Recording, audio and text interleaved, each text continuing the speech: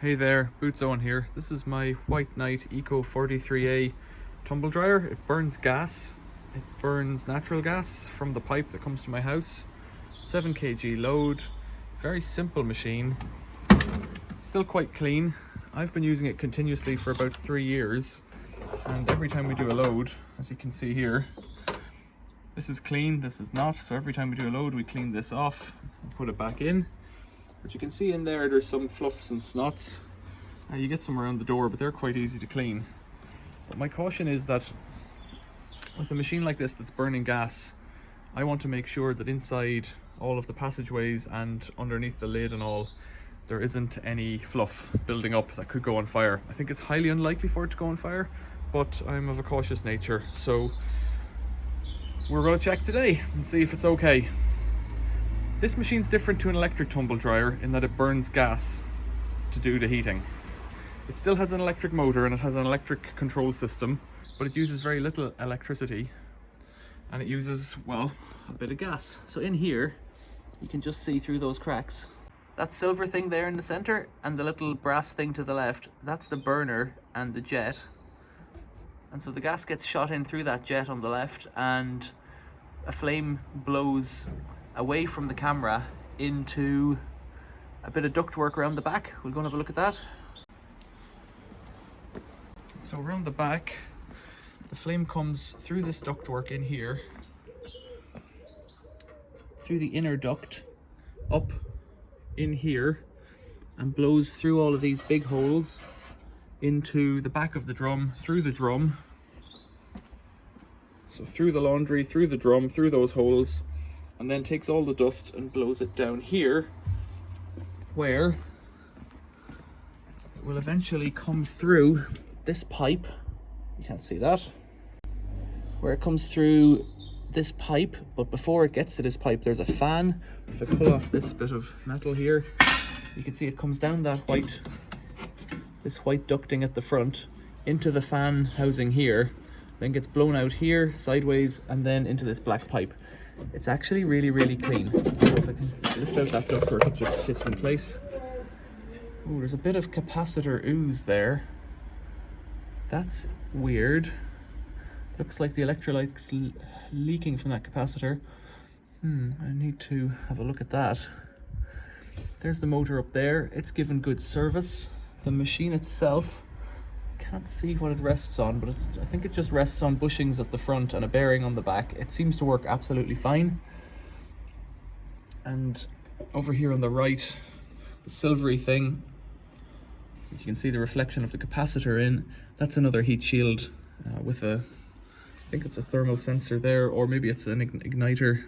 It could be a high tension igniter there. I don't know, but just looking at it straight away, there's some dust, but that's nothing compared to some of the tumble dryers I've seen. So already my mind is set at ease. This machine's in good nick. No issues really. No big gobs of dust. And I guess that's because it's not recirculating air. It's okay. Last place to look. Last place is underneath the top. So that top just slid back in my hand. And we can see in there the drum. It's all relatively clean. There's your timer there. That's a relay. That might be a heater relay. No, it won't be a heater relay. What would it be? Don't know. Oh, there's two of them. The wiring diagram is actually provided for this machine in the manual. And if you look at a previous video of mine, it'll show it to you. That's the gas control box there. So there's magic going on inside that. Yeah, the two of these relays, I can't remember what they're for. I don't know why there's two. Is it some redundancy thing or some safety thing? I don't know. And there's the suppressor for radio interference. So you can see the power comes in and then it gets into some quite small cables, because the reality is there's no heating element on it. I think the machine pulls 300 watts maximum or something. Let's go around and look at the rating plate on the back. So 3 kilowatts of heat gross, but 200 watts of electricity maximum.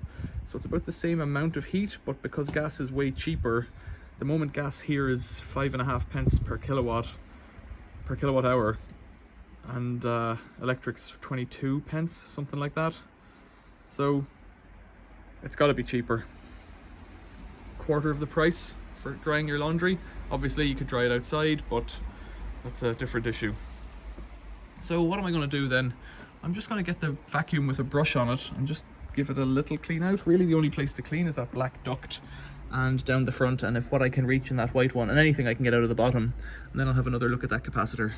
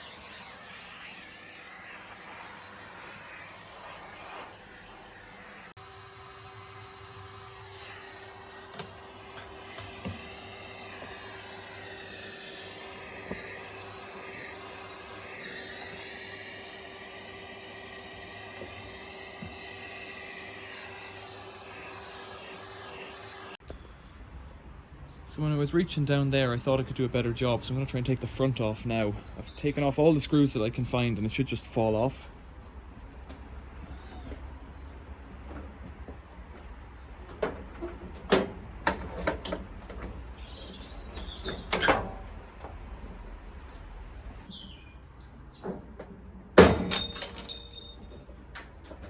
So it was held on the left by some cable clips, and I've popped them off now. I found one, don't know where the other is.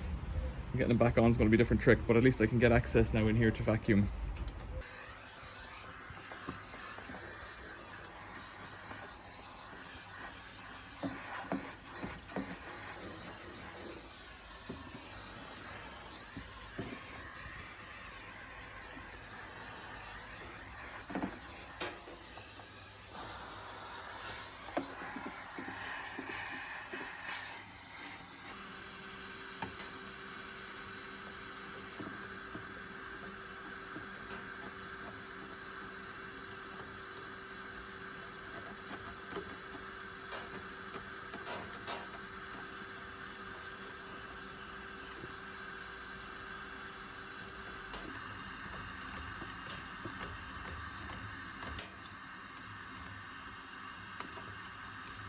So looking in there now, I've still got some little bits that are not perfect. I'll wipe off maybe. But inside there was loads of dust clogged up on those blades, and you can still see some dust in behind them, some lint. But overall it's much cleaner than it was, and so I think it's got to have improved airflow. So next time I take it apart I might go one step further and break down the fan. But as it is, I'm really happy with that. It's pretty clean. So all I can say. So let's get it back together. So it's all back together. I have no screws left over. I'm quite pleased with that really. It's a natty little machine. This bit here of plastic broke off since the last time. It's gone brittle over time, and I've just cleaned it up with a file so that it doesn't catch any lint. It's got a little bit there, but it doesn't seem to interfere with the drying or the laundry. I think if it went down any further it might, and I'm not sure what I do in that case. I've been keeping an eye out for these, but they don't come up very often. They're a particularly rare machine, but there must be quite a few out there. I think people are nervous about gas, so when they go, they just scrap them. They don't try and sell them on or anything. Be that as it may, I'm happy today. It's come out pretty good. I'll get it installed again and give it a go, but from the point of view of this video, that's what's inside. That's how I've cleaned it out this time. I'm not a gas service engineer, and I haven't touched the gas side of this machine at all. So I've got it back in, I've just turned it on. It'll cut out in a second because there's no load in it, it'll overheat. Somewhere at the back end, you can see the flames in there, burning away. Nothing to it really. That's it. I presume a load of snots came out the back. The other thing I did is I gave this a clean by putting my hand up into it and just wiggling as I drew it out and took out all of this dust here. Another big bundle. So, questions or comments, leave them below. Thanks for watching. See you later. Thanks for watching. See you later. Go again. Thanks for watching. See you later.